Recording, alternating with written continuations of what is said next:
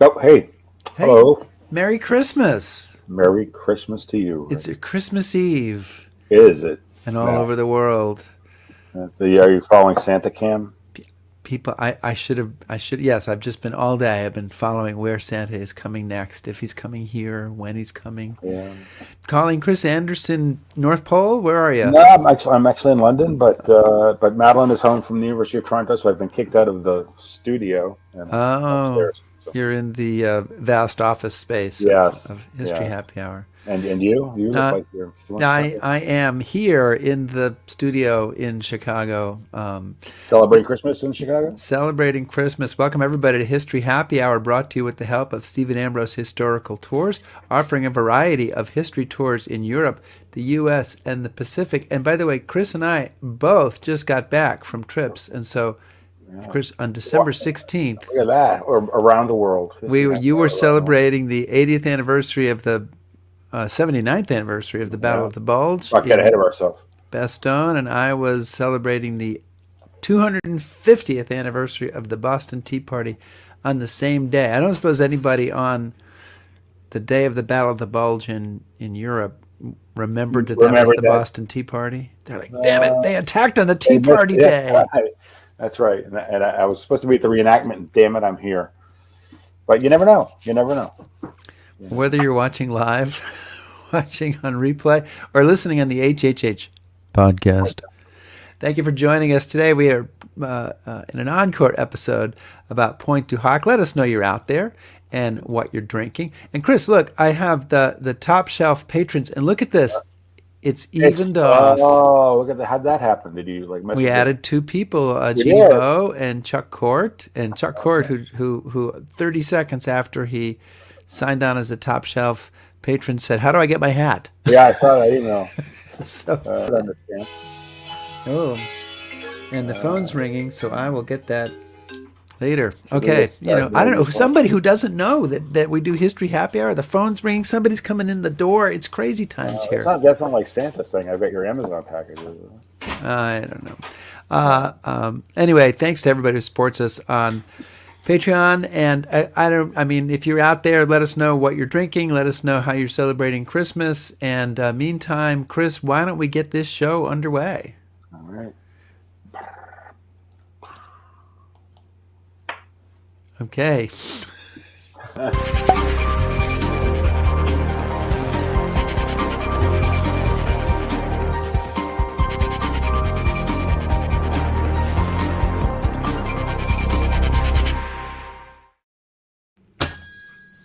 The bar is open. The bar is open. And Chris, what is on tap today? Yeah, well, this week our guest is something of a legend amongst military history people. Stephen Zaloga is the author of several hundred of the Osprey titles. So if you're a military historian or anybody with an interest in World War II, chances are you have some of his books on your shelves. They're kind of hard to avoid, and they're all Osprey, very good. Vanguard, and others. And Yes. others, yes. But he to get through the bio stuff, he is an analyst in the aerospace industry with over 3 decades and has served with the Institute for Defense Analysis when he's not writing all the books that allow Osprey to keep publishing all their books. But again, many Osprey titles that many people refer to all the time. And he has also written books like The Devil's Garden about German defenses in Normandy, which is one of my favorites. And the book we're going to be talking about this week is one of his recent ones, Smashing Hitler's Guns, The Rangers at Pointe-du-Hoc D-Day 1944. So, Steve, welcome. Welcome to History Happy Hour. How you doing? Good. We're doing good. We're doing good. Chris, get us started. All right. Well, I mean, kind of the obvious one when we first saw the book. I knew it would be good, but I thought to myself, Pointe-du-Hoc, you've picked a topic that is clearly kind of one of those iconic moments of World War II history. Lots of people have written about it, and Including you before. what made you decide? There's something that's missing here, and there's a new look, a new take. What drew you to it? The reason that I did this particular book is that I had actually done an earlier book for Osprey. They have a series called Raids about famous raids, and I did one on Pointe-du-Hoc and the Rangers for them some years ago, almost a decade ago. Now, the problem is that those Osprey books are quite small. They're roughly 20,000 words. And so as I researched it, I realized that the subject is a lot bigger than could be fit into that kind of a format, and particularly the issues that surround the raid itself. The raid itself, Rudder's companies of Rangers who go against the batteries at Pointe-du-Hoc. That part of the story is well known, but a lot of the other aspects of it are not very well known. Why did the Germans have the battery there? Why weren't the guns at the battery on D-Day? Um, what was the story behind the air campaign before the Rangers got there? What was the story about the naval campaign? What about the other elements of the Rangers who landed at Omaha Beach on D-Day? So there's a lot of issues floating around the Rangers and Pointe-du-Hoc that have not been covered or not been covered in depth. And during my earlier work, I stumbled into quite a few new historical sources on these issues. So I thought it justified another look at the subject. And we're going to dive into this topic, but before we do, Steve, I wanted to ask you. So I read it in the material that I was looking at that, if I have this right, that both your grandfather and your father were on Omaha Beach or on the D-Day beaches on D-Day. So, and that is kind of the inspiration for your interest in World War II writing. Can you tell us a little bit more about that? My grandfather was on Omaha Beach on D-Day. My dad wasn't. He was on Omaha Beach. My dad arrived on Omaha Beach a little bit over a week later. Okay. My grandfather was in an engineer port company, which is a type of engineer unit, U.S. Army engineer unit that's intended to facilitate the logistics. So he landed on D-Day. My dad was also happened to be in an engineer battalion, but not in that type of battalion. He was in a special services engineer battalion, which is basically a heavy construction unit. And he landed on Omaha Beach a little bit over a week after. His battalion was responsible for a lot of the construction and cleanup work because, as you know, Omaha Beach, I mean, aside from the famous landing and the capture of Omaha Beach, it was a major logistics center for the U.S. Army during the Normandy campaign. That's where a lot of the U.S. supplies came through. And, for example, there was plans to establish Mulberry Harbor there. So there was the need for a lot of construction work there. My dad's battalion was involved in that. Okay. So bottom line is those that I've been hearing D-Day stories since I was a kid. yeah. Got me interested in Normandy was, the fact that, my dad's generation took part in that. And strangely enough, on my mom's side, my mom's French Canadian, but her family comes from that area. So there's another connection, except that the family left that area more than 300 years ago. So they got when the getting was good. Yeah, not quite as immediate a connection as my dad and grandfather. So Steve, obviously, I think people think they know a lot about the Rangers, and I think they know a lot about the force that was deployed there. But maybe just to kind of set a baseline for us, can you tell us a little bit about the Ranger units involved and sort of their makeup, and if there's anything that we've missed about them? Before we get into They were established in response to a request from the headquarters of the U.S. Army in the European theater. Now, there were obviously earlier Ranger battalions. The two that landed on Normandy were the 2nd and the 5th. The other three were formed for the Mediterranean theater, the best known of which is Darby's Rangers, the 1st Rangers, who landed during Operation Torch in North Africa. So they're sort of the lead Ranger battalion in the war in the Atlantic theater. And Darby's Rangers landed both at North Africa, then again at Sicily, and then for a third time during the Italian campaign at Anzio. So they established this precedent of using a specialized force patterned on the British commandos to spearhead amphibious operations, Torch, Husky for Sicily, and later Anzio. So when Normandy was being planned in 1942-43, the U.S. Army in the European theater said, well, we're going to need some Ranger units. And so the Army decided to establish 2 battalions. There was actually a 3rd battalion that was established, but it didn't stay in existence. And that was the 29th Provisional Ranger Battalion that was formed within the ranks of the 29th Division. Now, that division will ring a bell to anyone interested in Omaha Beach because they're the division that lands over in the Vierville Draw. The 116th Regiment that lands the Vierville Draw on Omaha Beach is from 29th Division. And actually, the Rangers are subordinate to 29th or to the 116th on D-Day. So there is a connection there. But the reason that that battalion didn't survive is that there was controversy about what are the Rangers and what are they supposed to do. Army Ground Forces, which is the element of the U.S. Army that's responsible for combat divisions, both training them and deploying them. The head of the AGF and a large portion of the AGF viewed the Rangers as a means to train U.S. infantry, to train specialized troops in advanced infantry tactics, and then take these young soldiers who had been trained in Ranger tactics and send them back to their units and have them instill these Ranger tactics and values in their infantry battalions. But then other people viewed the Rangers as a spearhead, more like the commandos, highly specialized unit, crack troops, elite troops, given special missions. So there was this controversy right through 1942, 43, 44 about the Rangers. And in the end, it was something of a compromise. But in this process, the 29th Provisional Battalion was disbanded. The troops that had been trained as Rangers went back to their units. So some of these young riflemen who had received Ranger training actually landed on Omaha Beach on D-Day, but within the ranks of the 29th Division, not with the Rangers.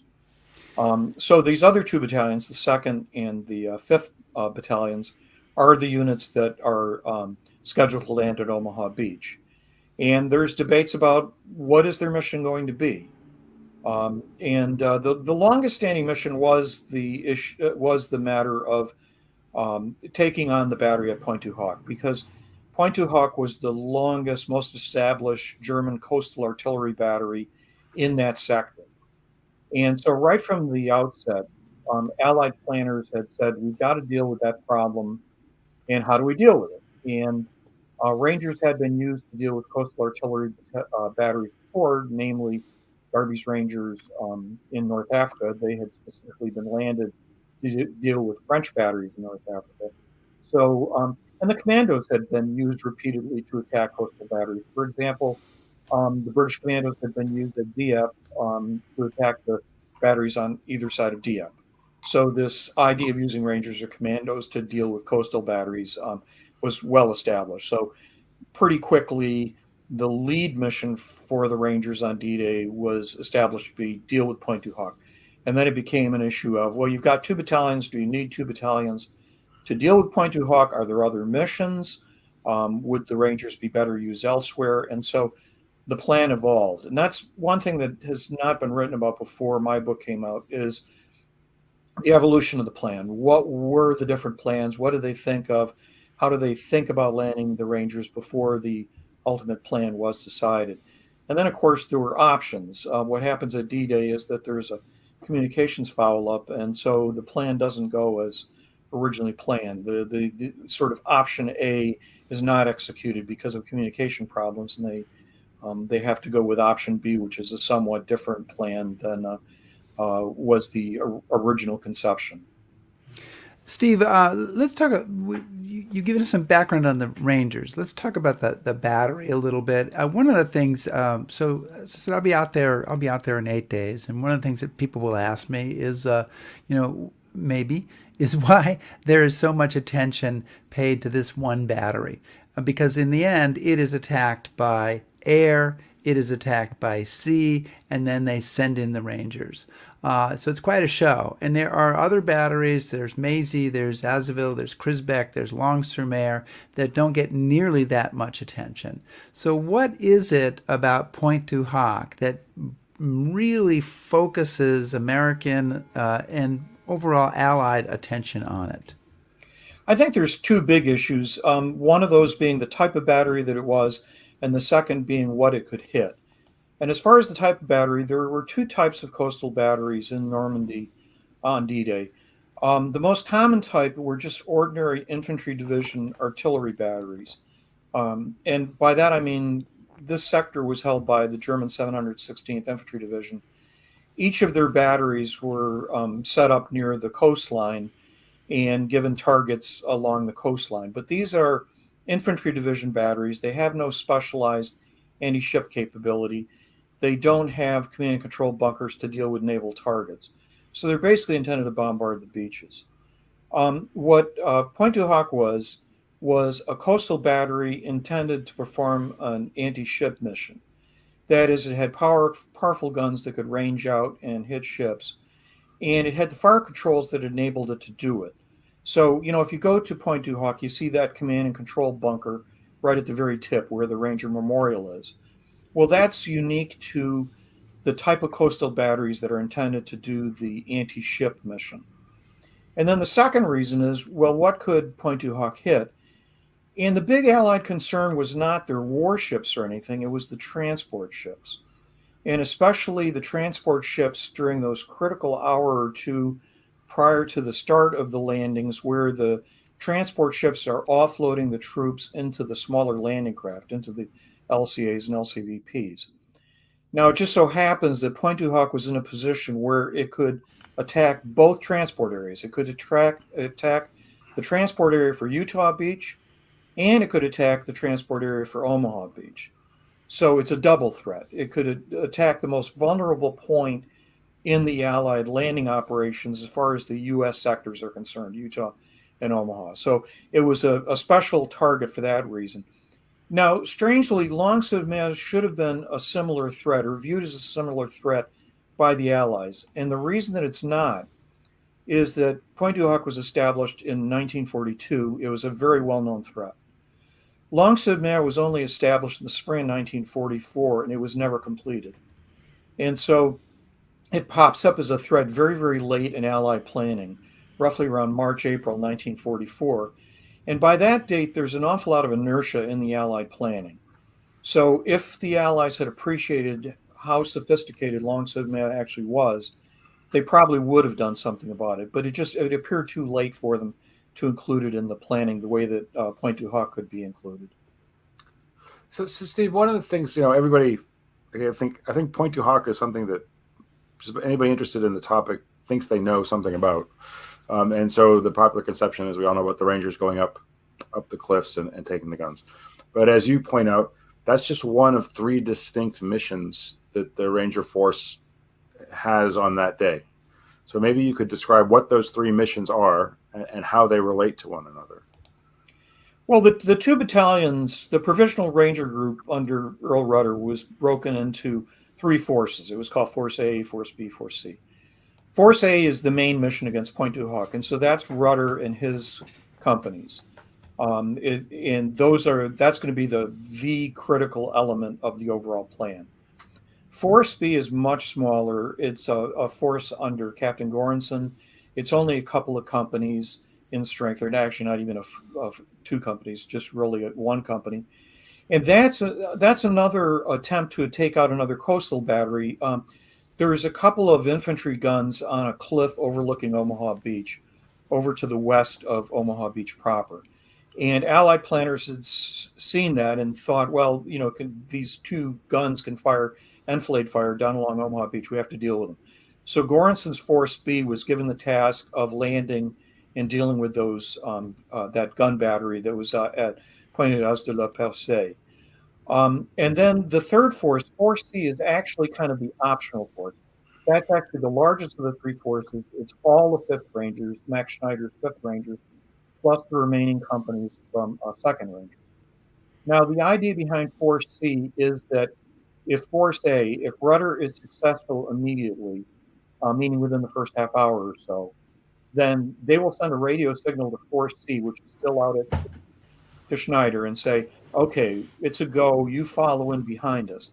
The idea being that Force C would come in and reinforce Force A at Pointe-du-Hoc, and then they would push down and go to their other missions. Their other missions being to attack the MIZ batteries, to attack Grand Camp, and to push down towards Isigny, because one of the main missions on D-Day is not simply to land and take Omaha Beach, it's to capture the ground between Omaha Beach and Utah Beach so that the two American beaches can be unified. So part of the broader plan was to help facilitate this linkage between Omaha and Utah, and the Rangers were part of that, if Rudder was able to take Pointe-du-Hoc quickly and easily. Now, option B, and it's actually the option that takes place on D-Day, is that Force C was supposed to land and reinforce the 116th Regimental Combat Team, which is the regimental combat team that's being landed at the Verville Draw, one of the two main draws, one of the two main objectives on Omaha Beach. And they were to land there. If, for example, either rudder fails or nothing happens, they were not to land behind a failed Ranger attempt. Rather, they were to land at Verville and then attack Pointe-du-Hoc by pushing inland and then going to Pointe-du-Hoc by inland routes, not by landing directly at the foot of Pointe-du-Hoc. The assumption was that if the Ranger attack at Pointe-du-Hoc failed, it was probably because the attempt to climb the cliffs or to land at the cliffs had failed. So instead of attacking it that way, Force C was to land at Verville Draw and then push inland along the coast.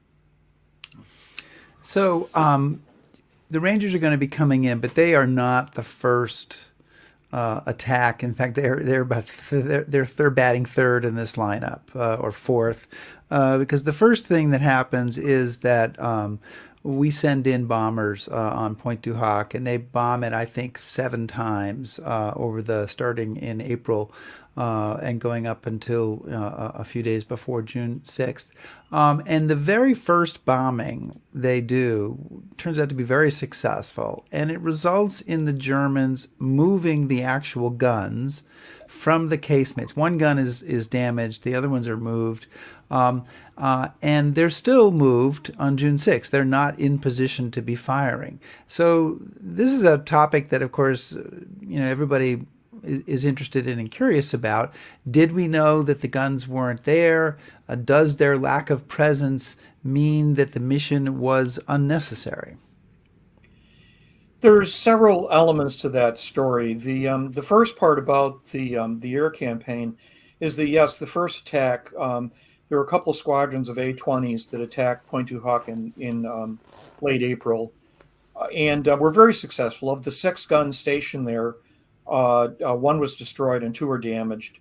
And immediately after that, within a day or so of that air attack, the Germans pulled the guns out and moved them back about a kilometer behind Pointe-du-Hoc and set them up near a tree line not far from Pointe-du-Hoc. And they happened to stay there the whole time, from late April until D-Day. Now, the issue of whether the Allies knew whether the guns had been moved is a source of enormous controversy. There is no record, or I have not found any records that indicate that the Allies knew that the guns had positively been moved. And I have to mention that there's a secondary issue here, and that is that Pointe-du-Hoc, during this period from the April bombing attack to D-Day, there's a lot of activity at Pointe-du-Hoc connected with the reinforcement of the fortifications there. The Germans were in the process of changing all the coastal batteries from being in open gun pits, the type of pits you see at Pointe-du-Hoc, these big circular open gun pits. They were swapping those out for new, heavily reinforced fortifications, bunkers, that would enable the guns to withstand air attack. So when you go to Pointe-du-Hoc, you see 2 different types of gun position, the early initial style of gun pit and then the later style of bunker.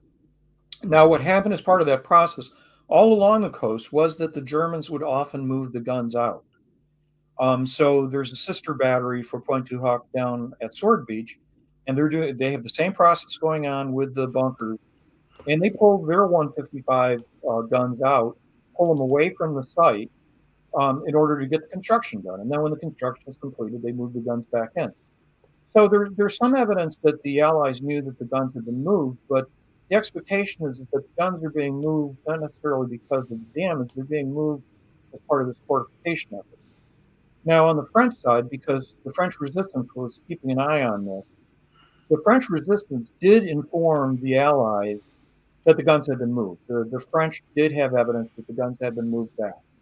And there's at least one recollection by a French resistance fighter that said specifically that they had radioed the Allies and said, the Germans had moved the guns back.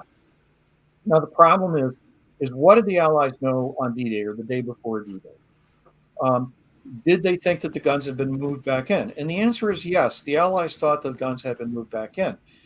And the reason is that the Allies had persistently sent reconnaissance flights over the Normandy beaches to see all these changes, because it wasn't only Pointe-du-Hoc that was being affected by this construction work. It was all along the beach. So day in and day out, the Allies were sending reconnaissance missions over. And the last mission that they did, which was on the 31st of May, they took pictures of Pointe-du-Hoc, and they saw what they thought were the guns in the gun pits at Pointe-du-Hoc. Now, the problem is that since late 1943, the Germans had put what are sometimes called camouflage umbrellas, which is a large wooden structure with camouflage net. They had erected these over the gun pits. So really all that the Allies really saw was camouflage nets and some little stick or something pointing out, which they assumed was a 155 millimeter gun. So from the Allied perspective, they knew the Germans were moving guns in and out for construction reasons, but they thought that the Pointe-du-Hoc guns had been moved back in. So they were not convinced that the guns were away from the site. And interestingly enough, an Air Force reconnaissance officer who did photo interpretation in the Cold War days, he went back and looked at the contemporary reconnaissance photos and was unable to pick out where the Germans had moved the guns. And part of the issue is that reconnaissance photos back in World War II are not of the quality that people are used to now. The resolution just wasn't that good. So bottom line is the Allied intelligence thinks the guns are there. Now, Rudder had been warned. He had been told that the French had reported the guns had been moved. But once again, he had been fed into the background. The background was, the Germans were moving these guns for construction reasons. So he had to anticipate that the guns were there and he had to deal with them. But he did know that guns had been moved in the past for other reasons. And of course, if you can move the guns, you can move them back. That was exactly the issue. And that's why the mission was never canceled. The mission was given the green light for two reasons. Number one, they thought the guns were there. And even if they had a level of uncertainty, they still wanted to deal with the guns. If the guns had been moved back to another firing position, they still could have fired on the transport areas at Utah Beach and Omaha Beach. They didn't have to be in those gun pits on Pointe-du-Hoc in order to fire. They could have fired from where they had been moved. And then secondly, the Rangers had other missions. There was this bigger, broader issue of connecting Utah and Omaha Beach. So it's not as though they'd be wasting the Rangers by sending them there. If they happen to go there, they would probably find the guns, whether it was on Pointe-du-Hoc itself or nearby, they'd probably find them. And then they had other missions. They were to push out from Pointe-du-Hoc as quickly as possible, push south, try to link up so that Omaha and Utah could be linked up. Steve, actually, one of the things, maybe just add to really quickly, speaking about the French connection, that I found fascinating was the fact that the guns at Pointe-du-Hoc were former French pieces, and that the American Army had used that type of cannon during the First World War, so we kind of knew what these guns were capable of doing. I thought that was really fascinating. Yeah, the vast majority of artillery in the Atlantic Wall, the German fortifications on the coast, were captured guns. The Germans saw no particular reason to waste these vast arsenals of French and Soviet and Italian guns that they had captured. So the majority of guns there were captured types. And so, for example, the 716th Infantry Division, which is the division that's stationed on the D-Day beaches, right from Sword Beach all the way down to Omaha Beach, all their divisional artillery was captured artillery. So their guns that were on the beaches were mostly captured Czech guns, captured French guns. And yes, the U.S. Army was very familiar with the type of gun that was at Pointe-du-Hoc, because number one, they had used them in World War I. But strangely enough, the U.S. Army coastal artillery on the Atlantic coast and the Pacific coast were still using the same type of gun, the 155 millimeter GPF. The U.S. Army was still using them in World War II. So if you see pictures of U.S. coastal artillery units in World War II defending the Atlantic coast and Pacific coast, that's the type of gun that they're using. And they look very similar. They have the same kind of gun pits, very similar layouts, similar tactics. So the U.S. was very familiar with this weapon, and that's why they knew that it was a serious threat to the transport areas and to bombarding the transport areas during these dangerous hours prior to the amphibious landing. I want to remind everybody that we're talking to Stephen Zaloga, who's the author of Smashing Hitler's Guns, The Rangers at Pointe-du-Hoc, D-Day 1944. And to answer someone's question, all the guns we're talking about so far, or almost all of them, are guns at Pointe-du-Hoc. We have a question from Wally Morrison here, and he wants to know what kind of chance for success did Rudders, well, he says Rudder, but it's Rudder. Did Rudder's Rangers have? What kind of chance of success did Schaeff give this mission? And because Wally's asked this question, I'll put his other question in there too. Maybe you can answer it first, which is who came up with the word Rangers to describe these guys? We know that comes from Rogers Rangers back in pre-Revolutionary War, but who applied it to this unit? The name comes from Lucien Truscott, and Lucien Truscott, well-known U.S. general during World War II. He's known more for his leadership in the Italian theater during the Italian campaign. But Truscott was given the assignment by George C. Marshall to go over to England and act as a liaison officer between the U.S. Army and their commandos. Marshall had been over in London. He had been briefed on the commandos. There were a lot of press reports about the commandos. And so Truscott was sent over to London to learn about it and to help establish an American equivalent of the commandos. And Marshall and, strangely enough, Dwight Eisenhower later told Truscott, we want an equivalent of the commandos, but don't use the name commando. That is, that's a British name. They have used that themselves. That name should stick with the British force. Come up with a new name. And the name Rangers did come up, most likely because of the Rangers from the French and Indian War. And my own suspicion is because right around that time, there was a very popular movie called Northwest Passage, which was a kind of a docudrama about the Rangers during the French and Indian War. And I think that's why that particular name was picked. But then getting to the issue of the chances of success for Rudder's team, Rudder himself expected to take 50% casualties at Pointe-du-Hoc. He expected that the mission would succeed, but that there would be very, very heavy casualties. He expected it to succeed because previous commando missions similar to this had succeeded. There had been a similar operation during Dieppe, the August 1942 landings, where the commandos had gone up two sets of cliffs to take out two separate German gun batteries. Now, admittedly, they were night missions, but very similar sort of situation. They had been successful.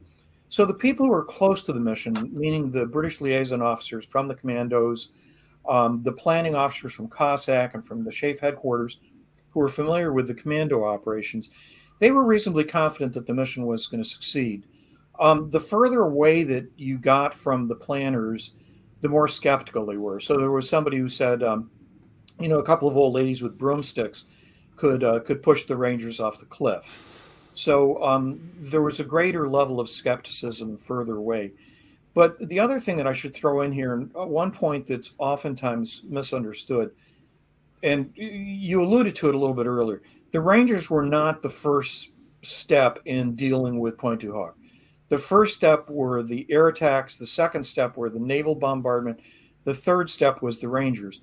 Now, the reason for this is that the Allies had studied all the previous amphibious operations and the threat posed by coastal artillery and on all of these previous operations. And they had learned from all of these operations that even though you could put the batteries, these type of coastal gun batteries, you could put them out of operation by air attack, the air attacks had only temporary effects. What they had found is that, yes, you could knock out a battery for an hour or two, but the Germans, especially if they were very determined, would clear up the debris and get the guns working after a few hours. And they didn't want that to happen. So the Rangers were the insurance to make sure that the batteries stayed out of operation. The Allies were convinced they could take the batteries out of operation by a combination of air attack and naval gunfire. And it was the job of Rudder's Rangers to get there, secure the gun pits, and make sure the Germans couldn't put these guns back in operation. Now, if you look down the road at Langue-sur-Mer, the other really good coastal battery near Omaha Beach, that's exactly what happened. They did not have a Ranger operation or a paratroop operation, so they bombarded and shelled Langue-sur-Mer, and they kept Langue-sur-Mer out of business for a few hours. But then Langue-sur-Mer, the Germans cleaned up the site and started firing again. And so Langue-sur-Mer fired on the ships off of Omaha Beach for the better part of the afternoon. And they were finally silenced by a combination of naval gunfire and British troops finally capturing the site. So, Steve, we've been talking a lot about the Rangers and some of the Allied efforts, but could you tell us a little bit more about the Germans? Because I know before I read your book, the Germans are sort of this sort of faceless people on top of the bluff, and we don't really know that much about them. On my choice, people say, "Well, how many Germans are up here?" And I've always had different accounts, and who are they? And I'd like to flesh that out for us. Who are the Rangers facing up there? Yeah, they're facing an artillery battery, so they're facing roughly 200 men. But that's 200 men scattered over the whole area, including the moved guns. The actual gun crews went with the guns. Now each crew or each gun has 8 men, so and you had 6 guns, so there's going to be roughly 30 men plus munitions handlers. So a chunk of that 200 is over near the guns. Now, what it is, this battery has been there since 1942. It's part of a larger artillery regiment that was scattered along the Normandy coast. They had a traditional artillery mission at first, dealing with these targets, but it was somewhat different than your usual artillery regiment in that the targets were naval targets, not your traditional army targets. This wasn't an army battery, whereas, for example, Locksley Myth is a German Navy battery. The troops changed through time. When the battery was first established there in 1942, it was mostly a young unit with young soldiers. So the battery commander was in his mid 20s. The average troop were 18 years old, 20 years old, 22 years old. They were young, newly trained artillerymen. What happened through time, especially in the later part of 1943, is there was such an enormous demand for infantry on the Eastern Front and also for reinforcing the infantry on the Western Front that German units, as they put it, combed out these other types of units, especially artillery units, meaning that they went to these artillery units and they withdrew the young, more physically fit soldiers and transferred them over to infantry units. And what they got in return was older men, in many cases, World War I veterans. So in the fall of 1943, the battery that was at Pointe-du-Hoc suddenly has all of the good quality young troops pulled away and replaced by 30-year-olds and 40-year-olds who had probably served in the First World War in artillery units in the First World War. And the French who were in the neighborhood, because there were some French families that ran essentially small restaurants in the area where the German troops would go, they said that they noticed a change in the German troops that suddenly started to show up at Pointe-du-Hoc. Before that, it was younger guys. Now it's these old guys.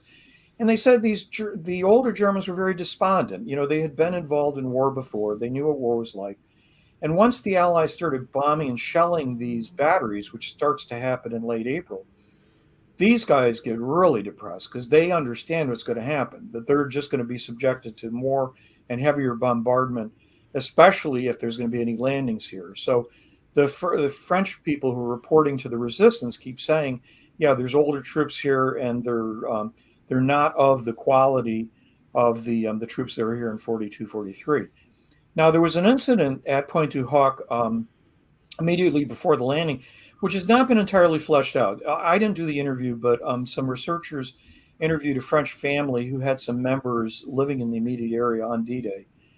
And they said that there was an incident at one of the farm buildings that was being used by the Germans as a headquarters, where a young German soldier, I shouldn't say young, but a German soldier walked into the officers' mess and detonated a high explosive device in amongst the officers.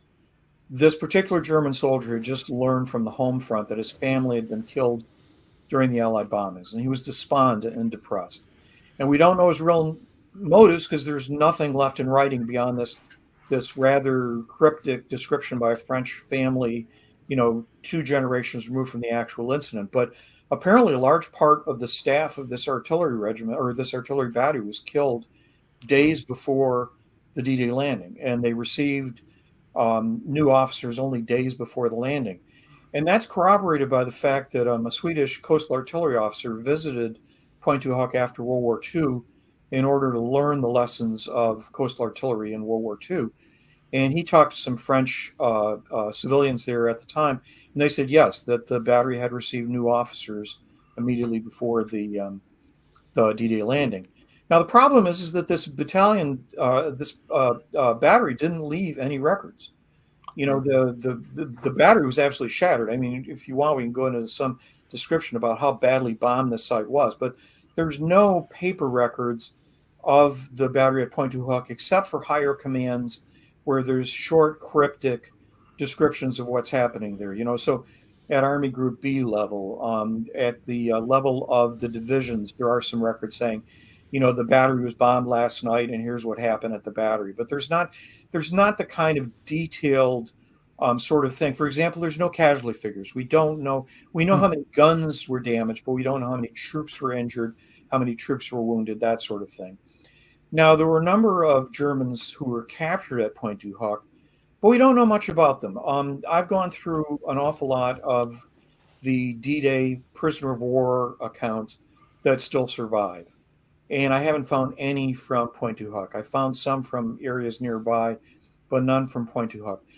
The reason for that is that most of these prisoners were picked up and they were shipped off to the battleship Texas, and Texas didn't want to bother with them, and so when Texas was rearming, they brought them back over to the coast of England and just dumped them off.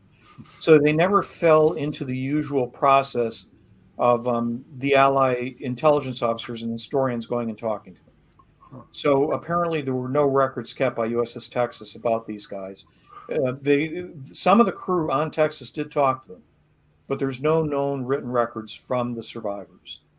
Now, the only records that do exist is that over the years, some Germans who did tours on the Omaha Beach area, when they were doing their tours, some veterans from the unit did come back to Omaha Beach. And so there's some very, very small accounts of these soldiers coming back and talking a little bit about what happened.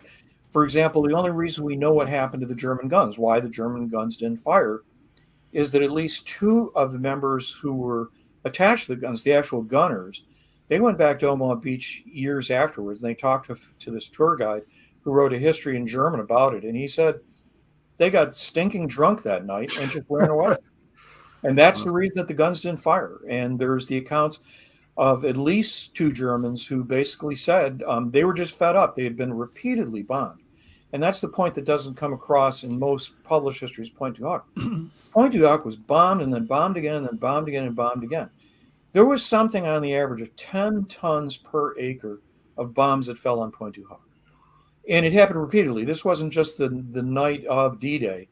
It had happened in April where they were first bombed. And then there were several other bombings repeatedly. And so this place was just bombed and bombed and bombed again. And then, of course, on D-Day, there was the big flash lamp raid where they dumped almost 5 tons of bomb per acre on D-Day. And then it was followed up by USS Texas bombarding it. And then some B-26 Marauders came in and bombed it. Then some P-47 Thunderbolts came in and bombed it. And then the destroyer sat offshore and continued to bomb with 5-inch guns. Well, you make it so you provide like a really interesting statistic in the book that talks about the amount of bombardment along the whole Omaha Beach sector and what percentage of that bombardment was actually aimed right at Pointe-du-Hoc. It was like it was more than half. Yeah, and that was the sad thing. I would certainly argue that the way that the bombardment of Omaha Beach, because Pointe-du-Hoc is essentially part of Omaha Beach, the bombardment of Omaha Beach, the planning for it was a complete failure. I mean, one of the reasons that the 116th suffered so badly in Vierville Draw is none of the German defenses at Vierville Draw were hit by the preliminary bombardment. They weren't hit by the naval gunfire, and they weren't hit by the air attack. There was as everybody knows, 8th Air Force was supposed to bomb the main sites on Omaha Beach, and they failed to do so. They bombed inland. The bombs hit inland. But beyond that, the rocket bombardment that was supposed to hit there didn't. It landed in the ocean, so none of that hit. The 5-inch guns didn't hit any of the targets because they really didn't understand what the target array was. They didn't understand the German defenses at Vierville Draw or Colville Draw, the two main German defense positions. And so basically the two critical sites on Omaha Beach escaped bombardment. And there just wasn't a lot being fired there. USS Texas was up at Pointe-du-Hoc just absolutely bombarding Pointe-du-Hoc with 14-inch guns and, their secondary batteries and the whole thing. Whereas Omaha Beach gets a couple of destroyers, firing 5-inch guns. And yes, they fire a couple hundred rounds, but that's it.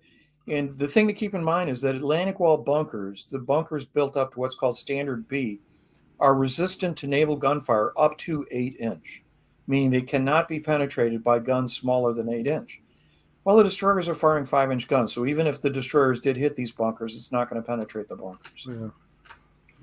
So when we visit Pointe-du-Hoc, and you come in and you come up to Rudder's command post, and then later you come to the observation post up by the point. And people are really interested, of course, in they're drawn to the attack up the cliffs, the firing of the grapnels, the climbing of the cliffs, the kind of the drama, the gripping drama of that moment. But what's interesting is that that is, in fact, a fairly short and low casualty event compared to the fighting that takes place later on that day, that night, and the next day. So can you talk a little bit about that later fighting and why that is so devastating to the Rangers there? Yeah, I think that people's impression of Pointe-du-Hoc are probably very heavily shaped by the famous movie Longest Day. So there's a depiction within Longest Day of the Ranger attack. And, it's shown with the Rangers climbing up, and it's done very accurately. It was done on Pointe-du-Hoc, so it looks great. It's very authentic in that respect. And it shows the grapnel hooks and the whole thing. But they show an awful lot of Germans out there with grenades and machine guns and everything firing at the Rangers. And in fact, what actually happened on D-Day is that there were very few German survivors on Pointe-du-Hoc on D-Day. And yes, they did, in fact, fire at the Rangers. They threw grenades. They fired over the cliffs. But Ranger casualties, at least during the climbing phase, were not very heavy. There were certainly some Rangers wounded. I haven't found any evidence there were any Rangers killed during the process of climbing. There were certainly some Rangers killed once they got up to the top. But during the actual climbing process, I haven't seen any evidence there were any killed. There were certainly some wounded. Now, the situation changes very much once they get up on top of Pointe-du-Hoc and start performing their mission. Their mission is, find the gun pits, destroy the guns. Once you've done that, go down to the road and start pushing south. And so they start moving out. They get to the gun pits. They suddenly realize there's no guns here. There were telephone poles substituting as guns. So they follow their orders and they keep moving southward. And in the process, they keep running into small numbers of German troops. Now, the Germans were pretty much stunned by the bombardment, but the heaviest defenses, the rifle defense and the machine gun pit defenses, there was a string of defenses down at the outer edge of the Pointe-du-Hoc position, and that received relatively less bombardment than the gun batteries. The obvious target at Pointe-du-Hoc was the gun batteries, but Pointe-du-Hoc itself is several acres. So the gun pits and the gun batteries were very, very heavily bombarded, but as you got further south, down towards the road, it was more thinly bombarded. So there were farm buildings, that sort of thing. And the German defenses there were still relatively intact. There were German riflemen from 352nd Infantry Division, from other units down in those buildings. And so after having suffered relatively modest casualties coming up and getting up on top of Pointe-du-Hoc, the Rangers start moving south, and it's a typical infantry battle. Infantry battles are bloody affairs. When you have people fighting at very, very close range with machine guns, light mortars, all that sort of things, the casualties start mounting up. And so there's a single incident where the Rangers are pushing down towards the road where they suffer somewhere in the neighborhood of over a dozen casualties within a couple minutes. Well, that's more casualties than they suffered the whole time of getting up the cliffs and, the immediate process of capturing the gun. And that happened continuously over the next few days because the Germans realized what's happened. They realized that, as they put it, some commandos have taken Pointe-du-Hoc. And so the troops in the immediate vicinity of Pointe-du-Hoc, not the artillery battery, but the German infantry units nearby, they're ordered to counterattack. And so there's a succession of German infantry counterattacks against Pointe-du-Hoc over the next 2 days. And that's where the Rangers start really suffering casualties. Then on top of that, the Germans have a lot of artillery in the neighborhood because Allied intelligence had failed to pick up the fact that the 352nd Infantry Division, the German Infantry Division, had their artillery or had one of their artillery regiments in the neighborhood, and they start shelling the U.S. troops at Pointe-du-Hoc. And 716th had artillery in that area.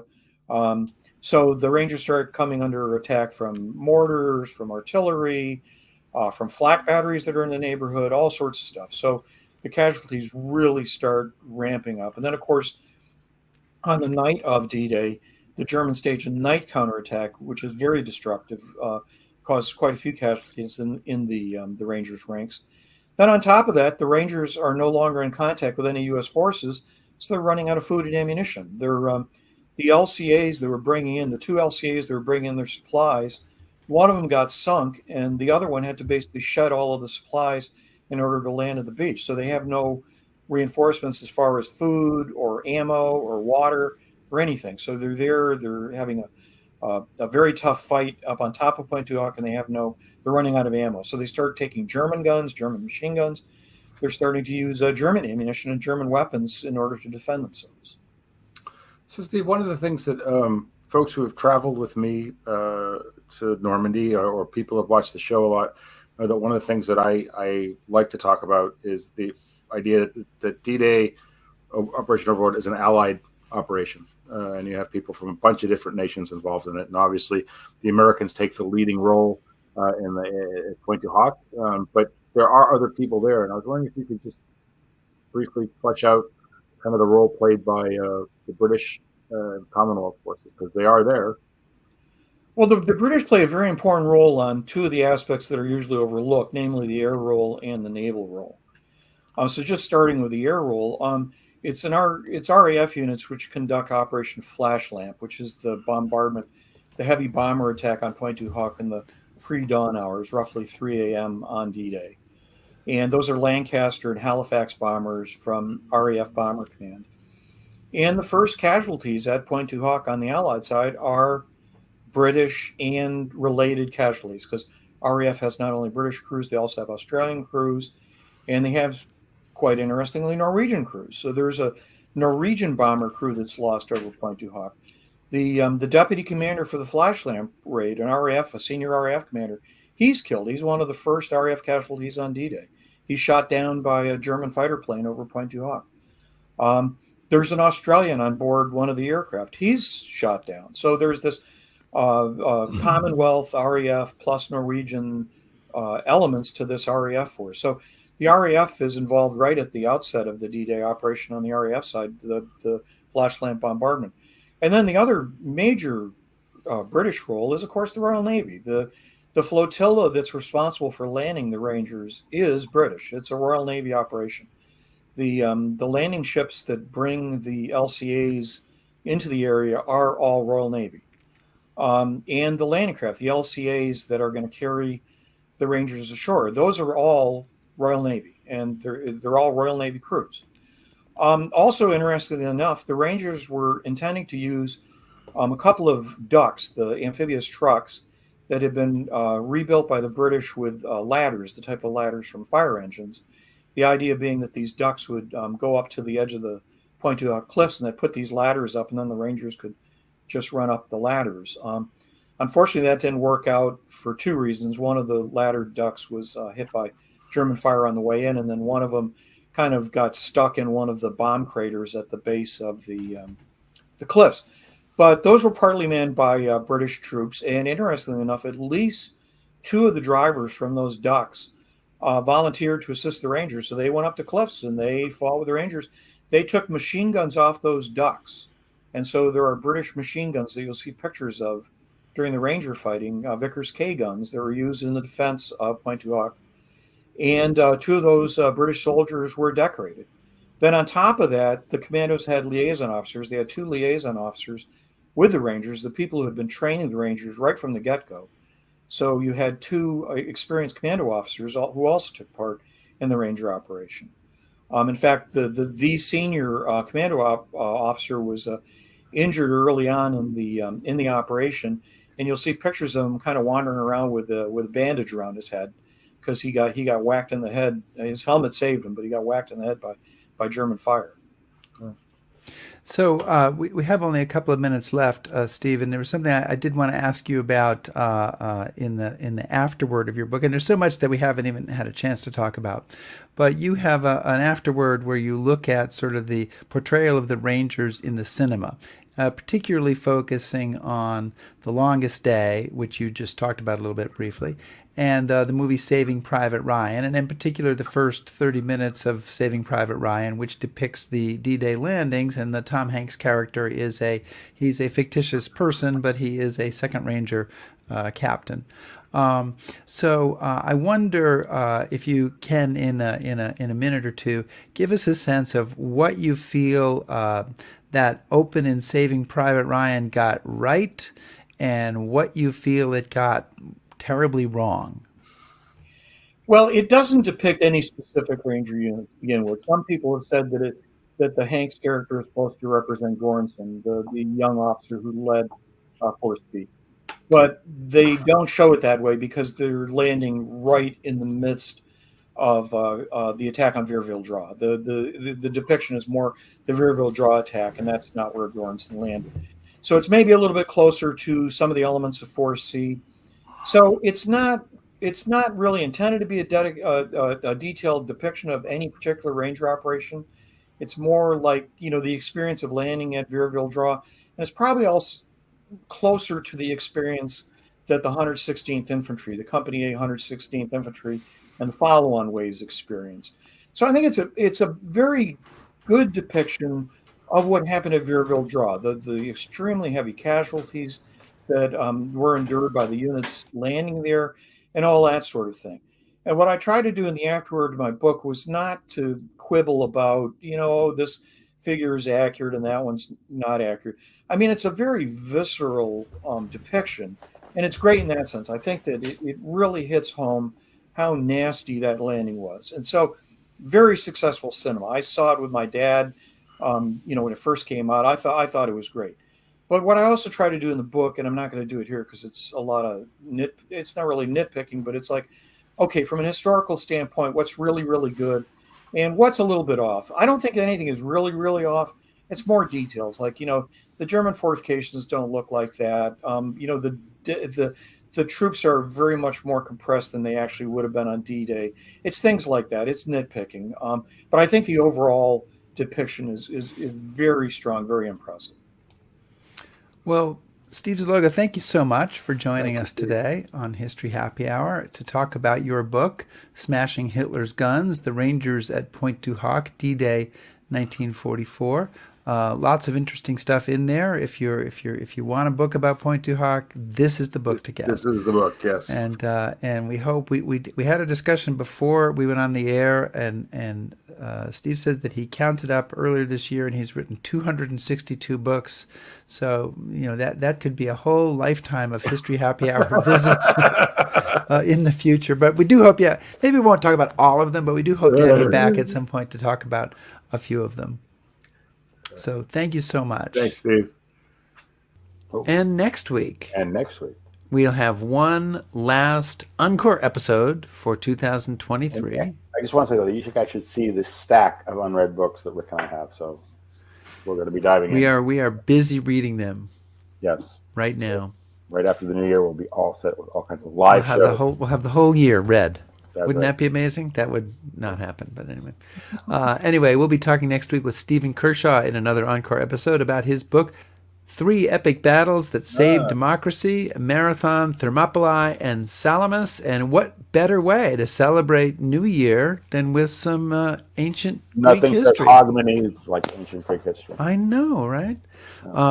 Then in January and February, we'll have John Hancock. We'll have World War II Arctic convoys, General William Simpson, commander of the Ninth Army, and more. It should be a great year as we begin our fifth season. Isn't Joe joining us in January? Joe Balkowski is joining us in February. I have sent his hat to him.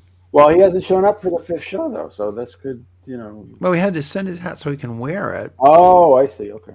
When we do the show. I mean, I suppose he could just say... Right in Josephine. He could just blow us off right now. Say, he's achieved everything, right? My nefarious plot worked. I have the hat. I don't need to do the 5th show. Absolutely. And his address is back in Baltimore, so I guess his time in Boston is over. Wow, he couldn't take it. We'll find out when we talk to him. Yeah.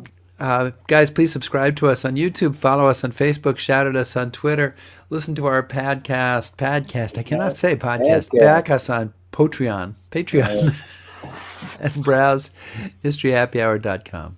Thanks, everybody. Happy holidays and be safe.